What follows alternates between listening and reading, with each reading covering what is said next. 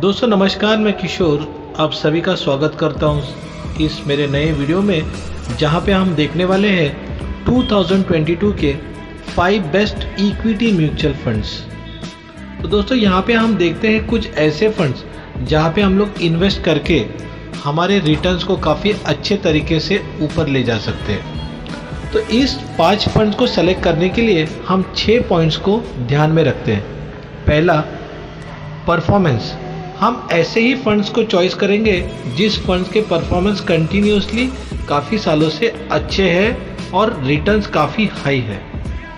दूसरा, जिस फंड्स का परफॉर्मेंस मार्केट से अप डाउन से ज़्यादा कुछ फ़र्क नहीं पड़ता है। सपोज़ अगर कोरोना में मार्केट काफ़ी डाउन हुआ था, फिर 2020 के एंड में और 21 ने मार्केट में काफ़ी कवर किया, तो इसी तरीके से फ्यूचर में भी काफ़ी मार्केट्स में अप डाउन आने वाले हैं। जैसे कि इज़ बेटर डाउनसाइड प्रोटेक्शन, मतलब हमारा फंड्स को कुछ ज़्यादा फ़र्क नहीं पड़ना चाहिए अगर मार्केट अप डाउन होता है तो।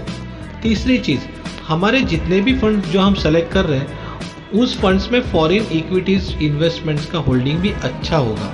मतलब सपोज़ हम कोई भी फंड ले रहे हैं तो उस फंड में काफ़ी एक 25 to 30% का जो उसका पोर्टफोलियो है वो लोग इक्विटी में, फॉरेन इक्विटीज़ में इन्वेस्ट करेंगे, जहाँ पे हमारे फंड्स को फ़ायदा ऐसा मिलेगा कि अगर हम देखिए अभी हम फॉरेन इक्विटीज़ में हम इन्वेस्ट नहीं कर सकते, तो इस फंड्स के थ्रू हम लोग फॉरेन इक्विटीज़ में इन्वेस्ट करके, जैसे अमेज़ॉन है, माइक्रोसॉफ्ट है, गूगल है, इस कंपनीज़ में हमारा पैसा इन्वेस्ट हो सकता है, वहाँ से हमें काफ़ी अच्छा रिटर्न मिल सकता है। फोर्थ, हम ऐसे फंड सेलेक्ट करेंगे जिस फंड्स के एक्सपेंस रेशियो काफ़ी कम होगी, मतलब 0.50 जो है उससे कम और एक्सपेंस रेशियो होगा तो काफ़ी अच्छा है, जहाँ पे रिटर्न्स को ज़्यादा इफेक्ट नहीं पड़ता है, रिटर्न्स हमारे अच्छे बनते हैं। फिफ्थ, न्यू फंड में हम लोग बिल्कुल नहीं जाएंगे जिस फंड को 1 से 2 साल हुए, ऐसे फंड्स में हम इन्वेस्ट नहीं करेंगे क्योंकि लास्ट हमारे पास परफॉर्मेंस काफ़ी बड़ा हिस्ट्री नहीं होता है, तो हम रिस्क नहीं लेंगे। सिक्स्थ, हम ऐसे फंड्स में इन्वेस्ट नहीं करेंगे जहाँ पे उसका AU मतलब एसेट अंडर मैनेजमेंट, मतलब वो फंड का फंड साइज 500 करोड़ से अगर नीचे होगा तो हम उस फंड में इन्वेस्ट नहीं करेंगे। तो चलिए देखते हैं वो कौन से टॉप 5 फंड्स हैं जहाँ पे हमारा पैसा अच्छा बनेगा और कौन से 5 फंड्स हैं जो अलग अलग कैटेगरी के मैंने लिए हुए, काफ़ी अलग अलग कैटेगरी के फंड्स मैंने लिए हुए हैं।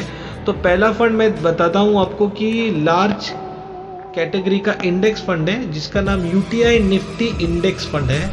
इसका AUM काफ़ी अच्छा है दोस्तों, क्योंकि इसका AUM 5,962 करोड़ है, 5,962 करोड़, और जो निफ्टी 50 को बेंचमार्क को अच्छा तरीके से उसने बीट किया हुआ है। इसके फंड्स की जो भी एलोकेशन फंड इन्वेस्टमेंट है, इन्होंने निफ्टी 50 के टॉप, मतलब निफ्टी के टॉप 50 कंपनीज में इसकी इन्वेस्टमेंट काफ़ी अच्छे तरीके से हुई है। यहाँ पे हम SIP भी कर सकते हैं, SIP मिनिमम 500 रुपीज़ का है, मैक्सिमम नो लिमिट, लमसम भी कर सकते हैं।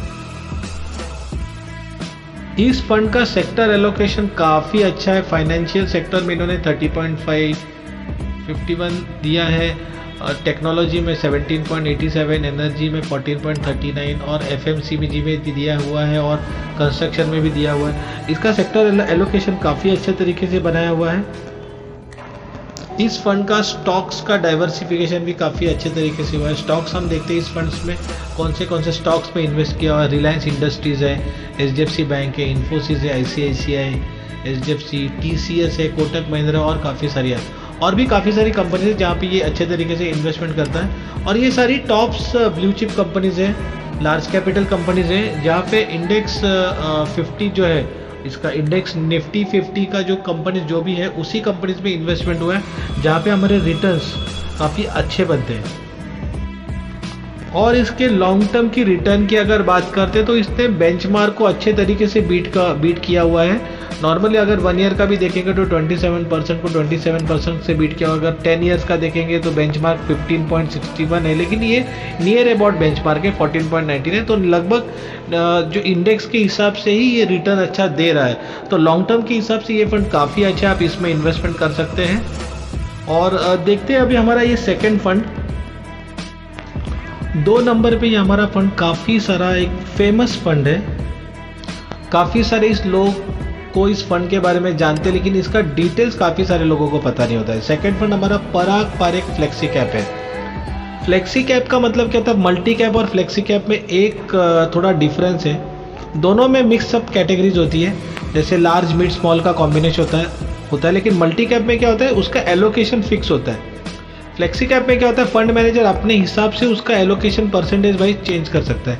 इसका एयूम काफ़ी बड़ा है, 20,214 करोड़ का एयूम है। तो एयूम काफ़ी बड़ा होने से हमें कोई फ़र्क नहीं पड़ता है। कोई लोग बोलते हैं कि ज़्यादा अगर एयूम होता है तो उसका रिटर्न बनता नहीं, ऐसी कोई बात नहीं। पराग पारेख फंड का मेन स्पेशलिटी क्या है कि इसका investment large capital and foreign equities में काफ़ी अच्छे तरीके से एलोकेट हुआ है। अगर आप डाइवर्सिफिकेशन आप देखेंगे तो इसका फॉरेन इक्विटीज़ में अराउंड 30% का इन्वेस्टमेंट है, और लार्ज कैप का इसका काफ़ी ब्लू चिप कंपनीज जो मैक्सिमम निफ्टी 500 कंपनीज में गिने चुने कंपनीज में इसका इन्वेस्टमेंट हुआ है। इसमें आप SIP भी कर सकते हैं, मिनिमम 1000 का SIP है, लमसम का नो लिमिट, आप कितनी भी लमसम डाल सकते हो। PE रेशो इसका मतलब पोर्टफोलियो टू अर्निंग और पोर्टफोलियो टू बुक इसका काफ़ी अच्छा है। मार्केट का एलोकेशन इसका काफ़ी अच्छा है। स्मॉल कैप में इन्होंने सिर्फ 3.13% रखा हुआ है, मिड कैप में इन्होंने रखा है 13.78, लार्ज कैप में 78.81, और उसमें फिर फॉरेन इक्विटीज़ भी रखा हुआ है। अगर हम सेक्टर एलोकेशन की बात करें तो technology, financial services, automobile, consumer durable, इसमें काफ़ी अच्छा सेक्टर्स में इन्वेस्टमेंट हुआ है। जो अपकमिंग सेक्टर्स को जो बूमिंग है, फिलहाल टेक्नोलॉजी काफ़ी अच्छे तरीके से चल रही है, फाइनेंशियल भी काफ़ी अच्छा है, तो इसका सेक्टर एलोकेशन काफ़ी अच्छे तरीके से मेंटेन है। और रिटर्न्स आप देख ही सकते हैं, उसका काफ़ी बढ़िया तरीके से लॉन्ग टर्म में उसका रिटर्न बना हुआ है।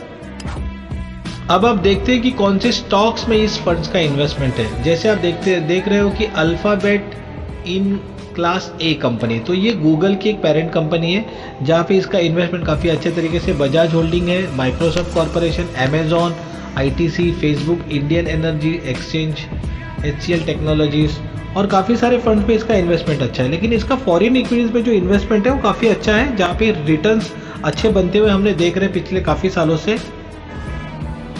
रिटर्न्स की अगर हम बात करते हैं तो अगर हम लोग इसका बेंचमार्क जो 32% का, इसको अच्छे तरीके से बीट किया हुआ इस फंड ने एक साल में।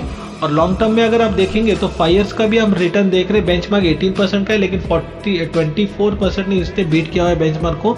लॉन्ग टर्म में ये फंड अच्छा काम करता है। पराग पारेख वैसे भी एक अच्छा ब्रांड है और काफ़ी सारे लोगों को इसके बारे में पता भी है, और इन्वेस्टमेंट करने के लिए एक बहुत ही बेहतरीन फंड है, जहाँ पे फॉरेन इक्विटीज़ में इसका अच्छा खासा एक्सपोजर है।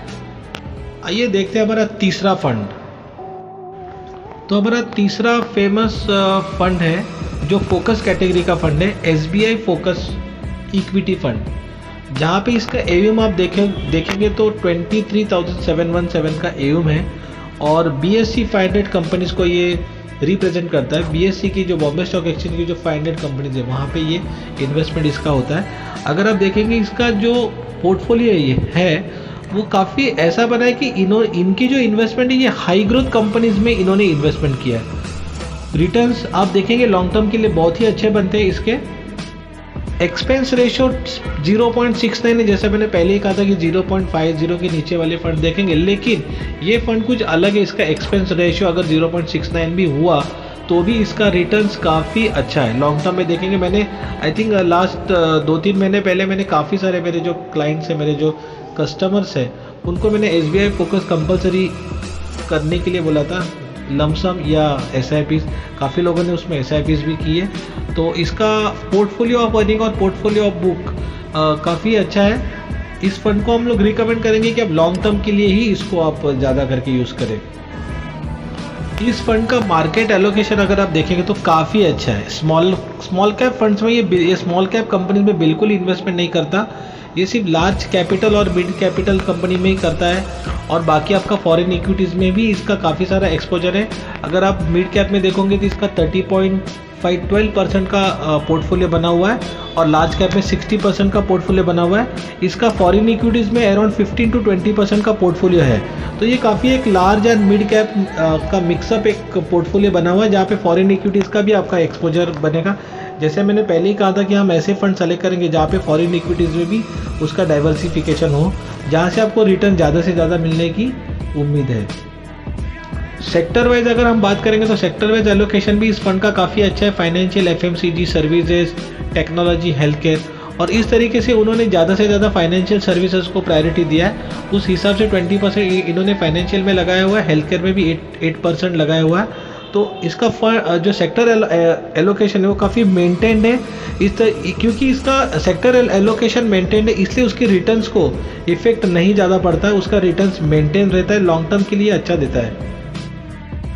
और इसका स्टॉक सिलेक्शन अगर हम देखेंगे तो इसका स्टॉक्स कौन से स्टॉक्स में ये इन्वेस्ट करता है, अगर हम देखेंगे जैसे मैंने कहा था कि फॉरेन इक्विटीज़ में करता है। अल्फ़ाबेट क्लास ए कंपनी जो है, जो गूगल की पेरेंट कंपनी है, तो वहाँ पे भी इसका इन्वेस्टमेंट अच्छा है। नेटफ्लिक्स में है, मुथूट फाइनेंस में है, PNG hygiene health care, Bharti Airtel, HDFC bank, Divi's lab, Hatsun agro products और काफ़ी कंपनीज है जहाँ पे आपका इन्वेस्टमेंट इन्होंने किया हुआ है। लॉन्ग टर्म में ये ऐसी कंपनी इन्होंने चूज़ की हुई है जो हाई ग्रोथ कंपनीज है, जहाँ का इसका लार्ज कैपिटल कंपनीज है, मतलब ये बड़ी कंपनीज है जहाँ पे हम शेयर्स कभी ले नहीं सकते क्योंकि शेयर काफ़ी बड़े होते हैं और फॉरेन इक्विटीज़ में तो हम कर ही नहीं सकते। तो ये एक फंड ऐसा है कि जहाँ पे हमें एक्सपोजर अच्छा मिलता है।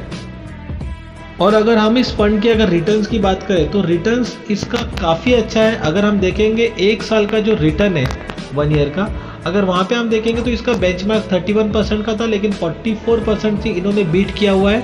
लॉन्ग टर्म में अगर हम देखेंगे 10 ईयर्स का अगर हम लोग रिटर्न देखेंगे तो 16.75 का इसका बेंचमार्क था, लेकिन इसको भी बीट करके इन्होंने 20.41 का रिटर्न दिया हुआ है।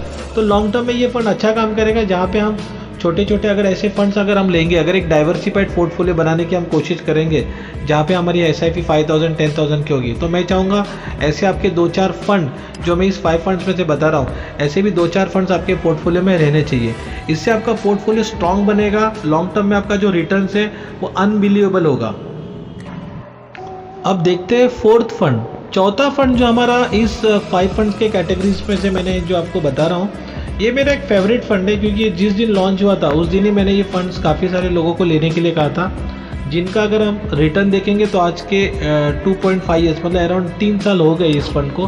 3 साल में ऑलमोस्ट इसने कम से कम 100% प्लस रिटर्न दिया हुआ है। फंड का नाम है एक्सिस ग्रोथ अपॉर्चुनिटीज़ फंड। इसका AUM अगर आप देखेंगे तो 5665 करोड़ का फंड है। इसका AUM है, asset under management. Nifty large mid cap companies को ये इन्वेस्ट करता है ये fund. Nifty large cap mid cap 250 का जो ये पोर्टफोलियो बनाया हुआ है इन्होंने, क्योंकि बेसिकली लार्ज और मिड कैप फंड है, तो इसमें भी फॉरेन इक्विटीज़ का काफ़ी सारा अच्छा मतलब प्रेजेंटेशन है। अगर आप इसका देखेंगे एक्सपेंस रेशियो, जैसे मैंने बताया था कि 0.50 के नीचे होना चाहिए, तो 0.50 के नीचे इसका एक्सपेंस रेशियो भी है। इससे हमारे रिटर्न्स को काफ़ी बूस्ट मिलता है। इसमें अगर आप SIP देखोगे तो मिनिमम 1000 की SIP, maximum no limit, lump sum आप कितना भी डाल सकते हो। पोर्टफोलियो ऑफ अर्निंग और पोर्टफोलियो ऑफ बुक इसका काफ़ी सारा अच्छा है, जहाँ से आप लोग को रिटर्न, यही सारी चीज़ें जो है देख के अगर हम इन्वेस्ट करते हैं तो हमारे रिटर्न्स में काफ़ी अच्छा एक बदलाव आता है। नहीं तो हम क्या करते, कोई भी फंड ले लेते और 2-3 साल चलाने के बाद उसको देखते कि उसमें कुछ पैसा ही नहीं बना हुआ है, तो पैसा नहीं बनता। अगर इसका कुछ बेसिक चीज़ें अगर हम लोग नहीं देखेंगे, फंड को एनालाइज नहीं करेंगे, तो हमें पता नहीं चलेगा कि फंड का परफॉर्मेंस कैसे होगा। इस फंड का अगर हम सेक्टर एलोकेशन देखेंगे तो सेक्टर एलोकेशन में देखेंगे तो टेक्नोलॉजी को इन्होंने ज़्यादा प्रायोरिटी में डाला है। 21.87% का इसका पोर्टफोलियो बना हुआ है। फाइनेंशियल सेक्टर में भी अच्छा खासा पैसा लगा हुआ है। सर्विसेज में है, हेल्थ केयर में। इसका एक हिसाब से अगर देखा जाए तो कंसंट्रेटेड पोर्टफोलियो काफ़ी अच्छा है और 74% का कंसंट्रेटेड पोर्टफोलियो इन्होंने बनाया हुआ है। अगर इसका मार्केट कैप देखने की हम लोग कोशिश करेंगे तो लार्ज कैप में इन्होंने 34.89% इसका इन्वेस्टमेंट किया है। मिड कैप में इनका थोड़ा ज़्यादा है 57.39 और स्मॉल कैप पे काफ़ी थोड़ा सा है 5.42 का। इस तरीके से इनका मार्केट एलोकेशन काफ़ी अच्छा है और थोड़ा बहुत पैसा इन्होंने फॉरेन इक्विटीज़ में भी डाला हुआ है। अगर हम इनके स्टॉक्स का बाइफर्फिकेशन देखेंगे तो स्टॉक्स की लिस्ट हमारे सामने है।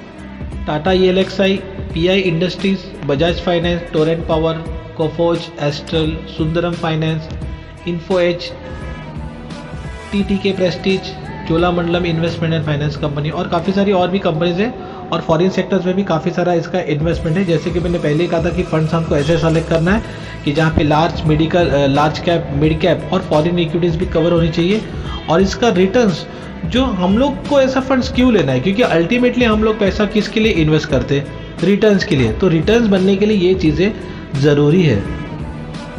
और फाइनली हम एक रिटर्न्स के बारे में देखते हैं। तो मैंने जैसे कहा था कि इस फंड्स को 3 इयर्स कंप्लीट हो गए और 3 इयर्स का अगर रिटर्न भी हम देखेंगे तो इसका बेंचमार्क 21.89 का था, लेकिन उसको अच्छे तरीके से बीट किया हुआ है फंड्स ने और 31.59 का रिटर्न दिया हुआ है। और 1 ईयर में तो रिटर्न ज़्यादा देगा ही, बिकॉज उसका बेंचमार्क 36 का था और 47 का रिटर्न दिया हुआ है।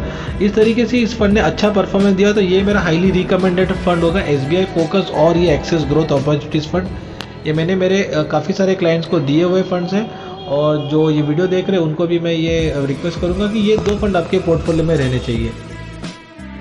और हमारा 5th and last best fund है। इस कैटेगरी के फंड में मैंने 2-3 ऑप्शंस रखे हुए हैं। अगर ये फंड ऐसा है कि अगर देखा जाए तो ये स्मॉल कैप कैटेगरी का फंड है। बोलते हैं ना छोटी मिर्ची लेकिन काफ़ी तीखी होती है, वैसा ये फंड है। यहाँ पे मैंने एक्सिस स्मॉल कैप फंड को रिकमेंड किया है, जिस फंड का उसका AUM अराउंड 8,132 का है, करोड़ का है। और AUM तो काफ़ी ज़्यादा है, लेकिन फिर भी ठीक है क्योंकि निफ्टी स्मॉल कैप 250 को रिप्रेजेंट करता है। और इसकी एक बहुत ही अच्छी बात मुझे पसंद आती है कि इसका एक्सपेंस रेशो जो है 0.37 वो काफ़ी कम है। एक्सपेंस रेशो काफ़ी कम होने से आपको एक मुनाफा क्या मिलता है कि आपका रिटर्न्स हमेशा ज़्यादा मिलने की ज़्यादा उम्मीद रहती है, चांसेस आर वेरी हाई। और SIP भी इसमें काफ़ी कम अमाउंट की रखी हुई है, जो मिनिमम 500 रुपीज़ की SIPs आप कर सकते हैं। Maximum there is no limit. Portfolio of earning और पोर्टफोलियो ऑफ बुक इसका ठीक है, नॉर्मल है। इस फंड का सेक्टर एलोकेशन अगर हम देखेंगे तो कंस्ट्रक्शन में, technology, chemicals, FMCG, health care, इसका काफ़ी पोर्टफोलियो जो बना हुआ, इन्होंने जो सेक्टर एलोकेशन जो किया हुआ है वो काफ़ी कंसंट्रेटेड है और इससे रिटर्न्स की काफ़ी अच्छी उम्मीद हम रख सकते हैं। मार्केट कैप एलोकेशन अगर हम देखेंगे तो जैसा ये स्मॉल कैप फंड है तो जाहिर सी चीज़ें स्मॉल कैप कैटेगरी में ज़्यादा इन्वेस्टमेंट होगा। स्मॉल कैप फंड में इसका 53.14 स्मॉल कैपिटल कंपनीज में इसका ज़्यादा पोर्शन इन्वेस्ट किया हुआ है, और लार्ज कैप पे काफ़ी कम है 2.06, क्योंकि ये स्मॉल कैप फंड है तो स्मॉल कैप में ज़्यादा होगा एक्सपोजर, लार्ज कैप पे काफ़ी कम है। और थोड़ा सा जो बचा हुआ है ये 37.48 का एक्सपोजर इन्होंने मिड कैप कैटेगरी में दिया हुआ है। और इसका स्टॉक्स का अगर आप लोग बाइफर्फिकेशन देखेंगे तो स्टॉक्स में इन्होंने काफ़ी अच्छे स्टॉक्स रखे हुए हैं। ब्रिगेड एंटरप्राइजेस है, गैलेक्सी सर्फेक्टेंट है, बिरला सॉफ्ट है, नायरेना, मृदलया है, और टाटा ELXI है, JK लक्ष्मी सीमेंट है, फाइन ऑर्गेनिक इंडस्ट्रीज़ है, और काफ़ी सारी कंपनीज़ में इन्होंने पोर्टफोलियो बनाया हुआ है। सारी स्मॉल कैपिटल कंपनीज़ हैं जहाँ पे एक्सपेक्टेशन काफ़ी हम लोग रख सकते हैं ज़्यादा, क्योंकि ये लॉन्ग रनिंग कंपनीज़ हैं और फंड भी काफ़ी अच्छा है। और सेम फंड अगर मैं आपको दूसरा एक रिकमेंड करूँ तो SBI स्मॉल कैप, और तीसरे नंबर पे मैं और रखूँगा, मतलब ये 5th कैटेगरी का स्मॉल कैप में ही मैं 3 फंड रिकमेंड करूँगा, जहाँ पे मैंने डिटेल्स आपको सिर्फ एक्सिस स्मॉल कैप की दी हुई है। इसी तरीके से SBI स्मॉल कैप भी काफ़ी अच्छा फंड है, और एडलवाइज स्मॉल कैप फंड, ये फंड्स का अगर आप रिटर्न चेक करेंगे तो नियर अबाउट लास्ट ईयर में इन्होंने काफ़ी अच्छा रिटर्न दिया हुआ है। रिटर्न की अगर हम बात करेंगे तो 1 ईयर का अगर रिटर्न हम देखेंगे तो इसका बेंचमार्क 63.11 का था, लेकिन इन्होंने नियर अबाउट बेंचमार्क को बीट किया हुआ है, बीट नहीं किया हुआ है लेकिन फिर भी नियर अबाउट बेंचमार्क के 61.16 को इन्होंने रिटर्न दिया हुआ है। अगर लॉन्ग टर्म की बात करेंगे 5 ईयर्स का अगर हम देखेंगे तो इसका बेंचमार्क का रिटर्न है 17.18, और इस फंड ने रिटर्न दिया हुआ है अराउंड 25.43। तो रिटर्न काफ़ी लॉन्ग टर्म में अच्छा, हमें सिर्फ लॉन्ग टर्म का हमेशा देखना चाहिए कि हम लोग नॉर्मली काफ़ी लोग क्या करते हैं 1 ईयर में कितना रिटर्न दिया हुआ है, 2 साल में कितना दिया हुआ है, ऐसा नहीं है। लॉन्ग टर्म की अगर आप रिटर्न की बात करेंगे तो आपका अच्छा पोर्टफोलियो बन सकता है। 5 years return, 7 years, 10 years, long term का पोर्टफोलियो ही हमेशा एक अच्छा और स्ट्रॉन्ग पोर्टफोलियो होता है। तो दोस्तों ये थे हमारे कुछ 5 ऐसे फंड जहाँ पे हम लोग डाइवर्सिफाइड पोर्टफोलियो अपना एक बना सकते हो। मैं आपको हमेशा एक एडवाइस करूँगा कि आप जब भी आप SIP या लमसम किसी भी अमाउंट का अगर जब भी आप इन्वेस्टमेंट करते हैं, एग्जांपल अगर आप इन्वेस्टमेंट SIP आप करते हो 5 to 10,000 की, 5,000 की, तो मैं बोलूँगा इस सभी फंड्स में 1,000 की SIP होनी चाहिए। कोई क्या करता है कि कोई व्यक्ति क्या करता है कि कोई एक ही फंड में 5,000 रुपये लगा देता है, इससे उसका डाइवर्सिफाइड पोर्टफोलियो नहीं बनेगा। अगर आपको अच्छा रिटर्न चाहिए लॉन्ग टर्म में तो आप एक डाइवर्सिफाइड पोर्टफोलियो बनाइए जहाँ पे आपका रिटर्न काफ़ी अच्छे तरीके से डाइवर्सिफाइड होगा। तो रिटर्न अगर आपका इन्वेस्टमेंट ही डाइवर्सिफाइड होगा तो रिटर्न जाहिर सी बात है कि अच्छा ही बनने वाला है। तो दोस्तों आज के ये वीडियो में हमारे ये 5 फंड्स हमने डिस्कस किए। डिस्क्रिप्शन में ये फिर से ये फंड्स के नाम दे देता हूँ, इसके कुछ डिटेल्स दे देता हूँ, मेरी कॉन्टैक्ट डिटेल्स दे देता हूँ। अगर आपको कुछ भी एडवाइस की ज़रूरत पड़े यार तो मेरा व्हाट्सएप नंबर नीचे भी दिया हुआ है, डिस्क्रिप्शन में भी है। और अगर मेरे आप इस वीडियो को देख रहे हो और मेरे चैनल को अगर आपने सब्सक्राइब नहीं किया हुआ है तो प्लीज़ आप सब्सक्राइब कीजिए और वीडियो को लाइक भी कीजिए। और आपको किस टॉपिक पे अगर कुछ इन्फॉर्मेशन चाहिए तो वो भी आप कमेंट में डालें, तो उस टॉपिक पे भी हम ये वीडियोस बना देंगे। तो अगले वीडियो के लिए थैंक्स, बाय बाय।